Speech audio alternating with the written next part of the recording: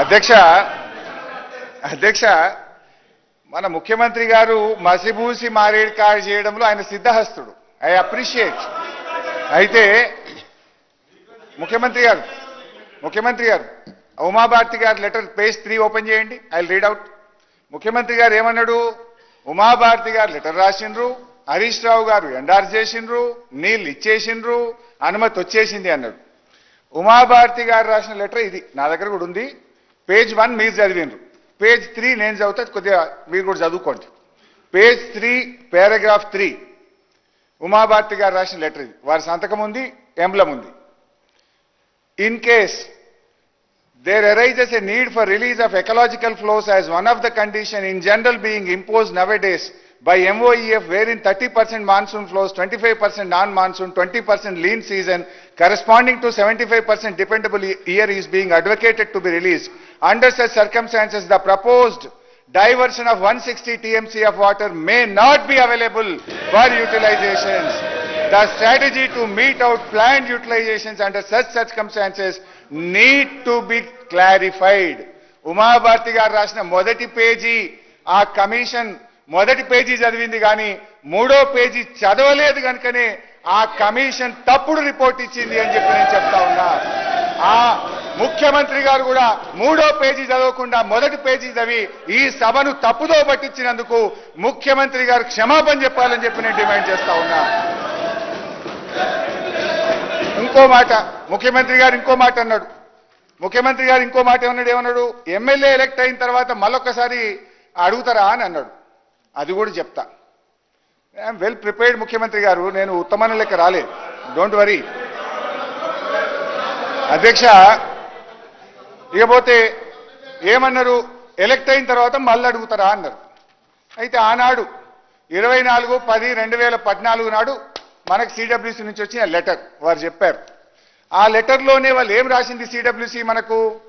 మీరు 2004 వరకు మాత్రమే వాటర్ సిరీస్ ను పంపారు, అప్డేట్ చేయండి. ఏమన్నారు? The 75% dependable net available works out to be 5821-205 TMC. Attempts may be made to update the series beyond year 2004. 2004 వరకే మీరు నీటి సిరీస్ ను పంపారు, ఇది 2013వ సంవత్సరం, యూ సెండ్ అప్ టు 2013 అని సిడబ్ల్యూసీ మనకు డైరెక్షన్ ఇచ్చింది. దాని మీద 2013 వరకు అప్డేట్ చేస్తూ మనం 24/11 ఒక నెల రోజుల తర్వాత అప్డేటెడ్ సిరీస్ తో సిడబ్ల్యూసీ ఆదేశాల మేరకు వారికి తిరిగి పంపడం జరిగింది. పంపితే దాని మీద సిడబ్ల్యూసీ మళ్ళీ ఏమిచ్చింది అధ్యక్ష? 4/3/2015 ఇది సెంట్రల్ వాటర్ కమిషన్ లెటర్. ఇప్పుడు ఘోష్ గారు కూడా ఈ లెటర్లన్నీ నేను ఘోష్ కమిషన్ సబ్మిట్ చేసిన. ఆయనకు డౌట్ వస్తే సిడబ్ల్యూసీని పిలిచి క్లారిఫికేషన్ అడగాలి కదా. మరి సిడబ్ల్యూసీని ఈ లెటర్ మీరే ఇచ్చిండ్రా, నీళ్లు లేవని ఎందుకు ఇచ్చిండ్రు అని మరి సిడబ్ల్యూసీని కూడా ఘోష్ గారు అడగాలనే వద్దా? ఈ లెటర్ నేను ఘోష్ కమిషన్కి అందించి రిసీవ్డ్ కాపీ కూడా తెచ్చుకున్నా. That copy is with me. 4 March 2015 ఏమన్నదో ఘోష్ సెంట్రల్ వాటర్ కమిషన్ నేను చదివి వినిపిస్తాను అధ్యక్ష. దీంట్లో చాలా ఉంది కానీ చాలా డీటెయిల్గా కూడా ఇచ్చారు.